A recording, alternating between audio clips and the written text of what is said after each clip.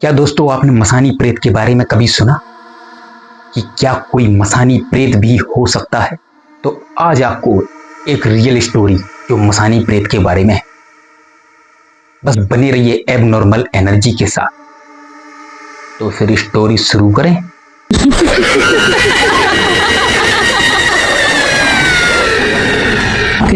दोस्तों, यह कहानी एक मुस्लिम परिवार के बारे में है।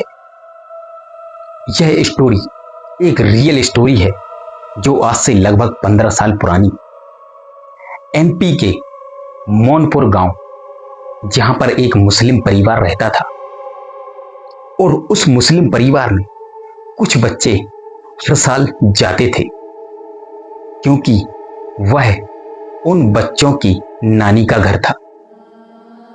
वह बच्चे अपनी छुट्टियां बिताने अपनी नानी के इधर जाया करते थे। उनको काफी उधर आनंद आता था, काफी मौज मस्ती किया करते थे। और जो वह दो बच्चे अपनी नानी के घर जाया करते थे वो काफी छोटे थे। एक का नाम था यूनिस, जिसकी उम्र 11 साल, और दूसरे की 13 साल, जिसका नाम आरिफ था। इन दोनों बच्चों के साथ ऐसी घटना घटी कि आपको सोचने पर मजबूर कर देगा कि क्या कोई ऐसा मसानी प्रेत भी होता है जो बच्चों को भी परेशान कर सकता है। हाँ, ऐसा प्रेत होता है, भयानक प्रेत होता है जो बच्चों को भी परेशान करता है। एक बार जब ये दोनों बच्चे फिर से अपनी छुट्टियां बिताने अपनी नानी के घर मौनपुर गए, उधर जाने के बाद काफी मौज मस्ती किया करते थे क्योंकि आपको मालूम ही होगा कि गांव का माहौल कितना सुहाना और अच्छा होता है।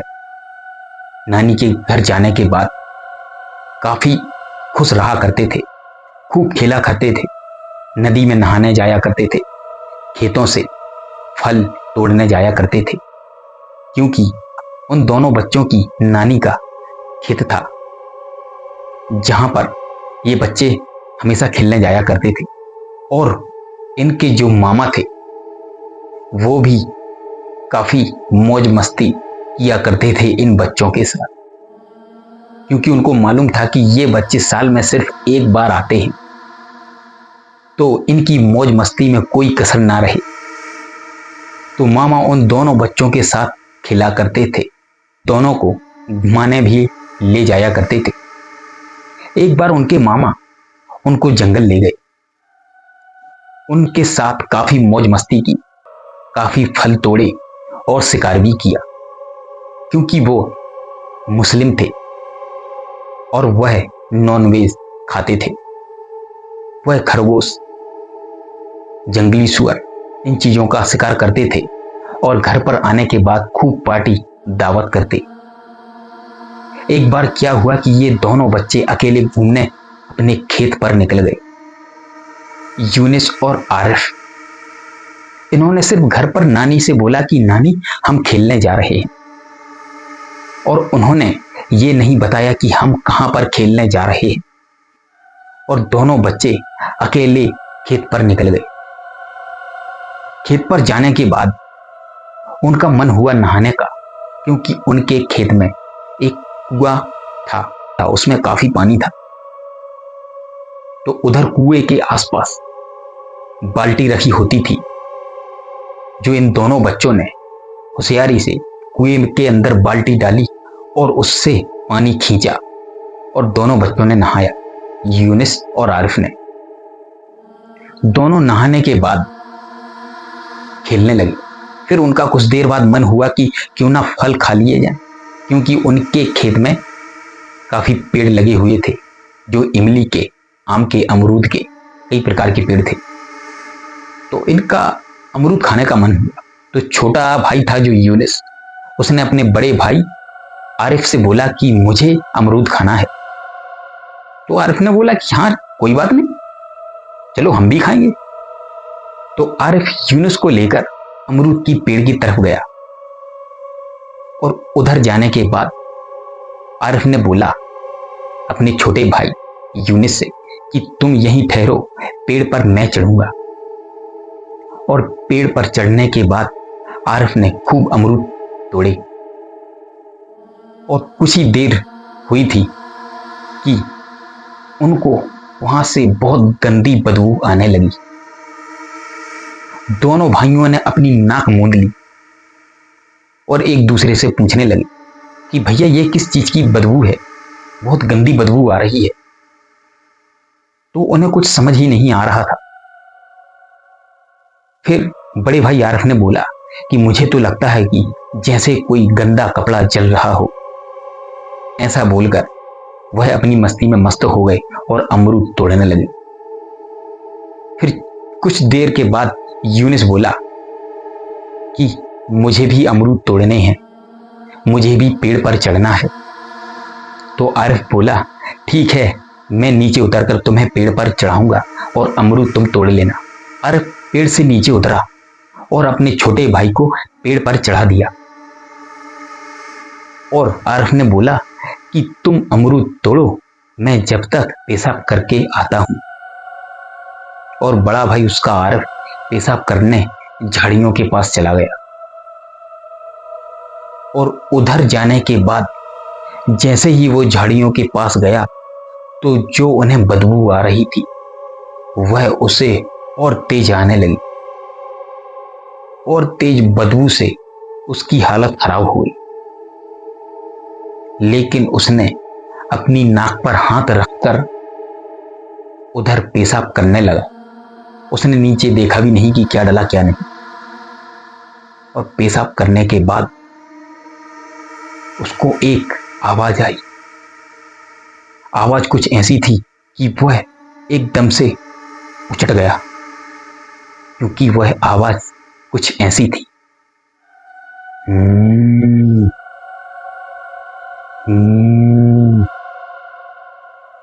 उसको यह आवाज आई और उसने झाड़ियों में नजर डाली तो एक लगभग 3.5-4 फुट का व्यक्ति, छोटा व्यक्ति, ठिनगा, उन झाड़ियों में बैठा हुआ था। उसके बाल गीले थे, पूरी तरह गीले थे। उसको लगा, उस बच्चे को, आरिफ को, कि मैंने पेशाब किया, शायद इसके सिर पर गिर गया और मैंने ध्यान नहीं दिया। और वह जो 3.5-4 फुट का व्यक्ति उन झाड़ियों में बैठा था, उसने जब अपना चेहरा ऊपर किया, आरिफ की तरफ देखा तो आरिफ चिल्ला गया, जोरों से चिल्लाकर भागा। उसे कुछ भी समझ नहीं आया कि यह क्या हुआ, क्योंकि जिसने उसे देखा वह कोई व्यक्ति नहीं, वह मसानी प्रेत था। उसने मसानी प्रेत को देख लिया था और वह चिल्लाता हुआ सीधा अपने घर को भागा। उसने अपने छोटे भाई को भी साथ ले जाना मुनासिब नहीं समझा। उसने अपने भाई को वहीं छोड़ दिया और वह दौड़ते हुए सीधा घर पहुंचा, रोते हुए, और घर जाने के बाद सीधा जमीन पर गिर पड़ा। तो उसकी नानी ने उसे उठाया और उसके चेहरे पर पानी डाला कि बेटा क्या हुआ, आरिफ क्या हुआ बेटे, क्या हुआ। वह उठकर सबसे पहले उसने बोला यूनिस कहाँ है, यूनिस कहाँ है। तो जब यह दौड़ के आया तो पीछे पीछे से दौड़कर उसका छोटा भाई यूनिस भी घर आ गया और आरिफ रोने लगा और नानी से बोला, नानी मैंने कुछ देखा, मैंने खेत की झाड़ियों में कुछ देखा। तो नानी ने बोला बेटा क्या देखा, बताओ क्या देखा। तो आरिफ ने बोला कि बहुत गंदी शक्ल का, बहुत ही भद्दा जला हुआ सा इंसान, जिसके चेहरे पर इतने बड़े बड़े फोड़े। मैं उसे देखकर काफी डर गया और उसके चेहरे पर ही नहीं पूरे शरीर में बड़े बड़े फोड़े थे और वह मुझे घुर्रा रहा था, तो मैं काफी डर गया। इतना कहने के बाद आरिफ फिर रोने लगा और फिर इसी चर्चा के साथ शाम ढल गई। परिवार के सारे सदस्य एक जगह पर सो रहे थे। सिर्फ आरिफ ही उठकर ऐसी जगह पर गया जहां कोई नहीं था। खाली कमरे में जाकर एक कोने में बैठ गया और उसने पूरी रात उस कमरे में बैठकर पूरे कमरे में थूक डाला। चारों तरफ थूका उसने, दीवालों पर, फर्श पर, बिस्तर पे, उधर जो कुर्सियां रखी हुई थी पूरी जगह थूक दी। और सबसे पहले सुबह उसकी नानी उठी और नानी ने जब देखा कि आरिफ तो यहां नहीं है, तो आरिफ को उन्होंने घर में देखा तो वह जिस कमरे में बैठा था, नानी उधर पहुंच गई और आरिफ को देखकर जोर से चिल्लाई कि यहां आओ सभी लोग, देखो इसने क्या किया, पूरे कमरे को थूक कर गंदा कर दिया। सभी लोग हड़बड़ाकर उठे और नानी के पास जा पहुंचे। सभी लोगों ने देखा तो सभी लोग दंग रह गए कि आरिफ की ऐसी हरकतें, आरिफ तो ऐसा कभी भी नहीं करता था।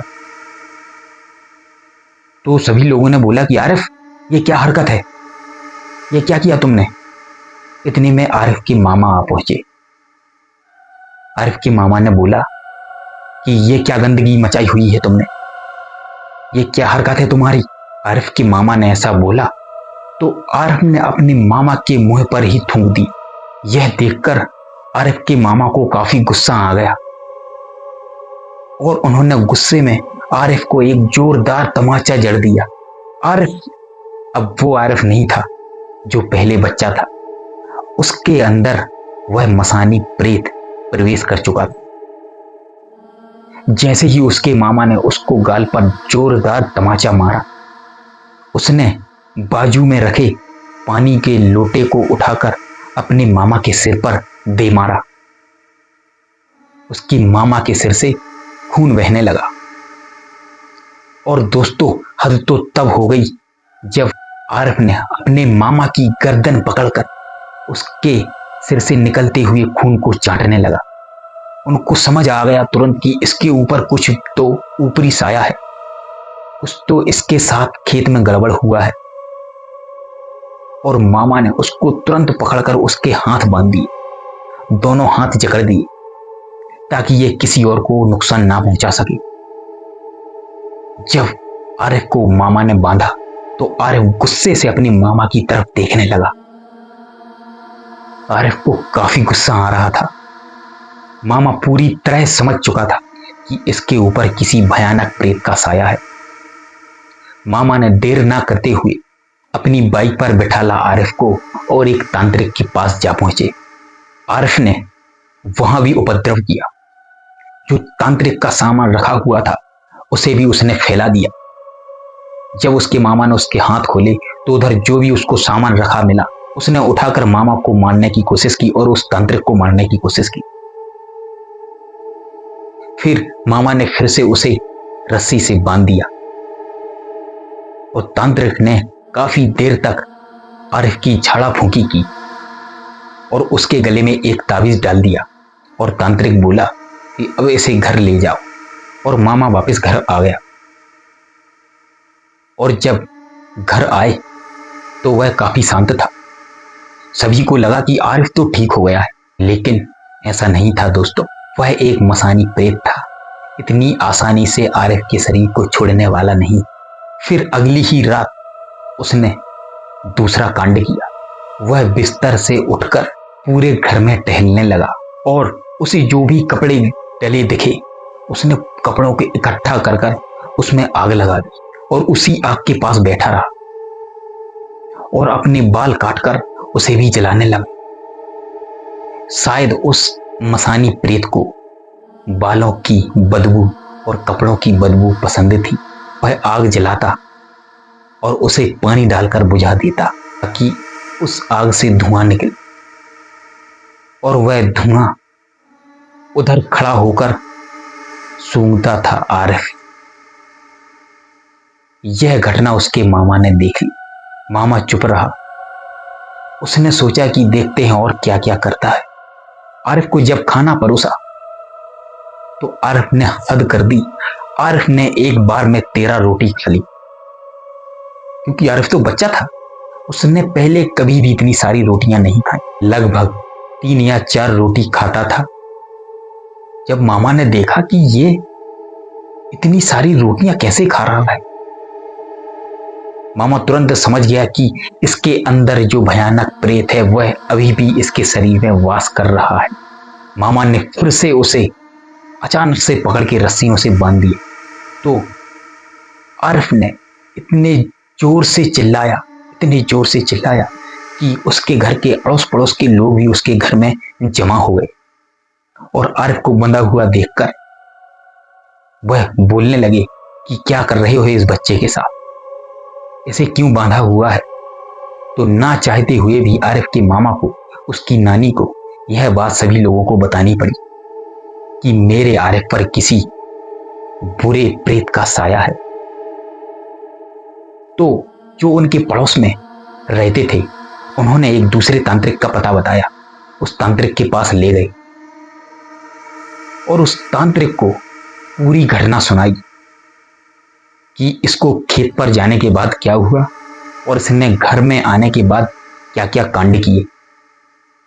वह तांत्रिक काफी होशियार था, काफी समझदार था।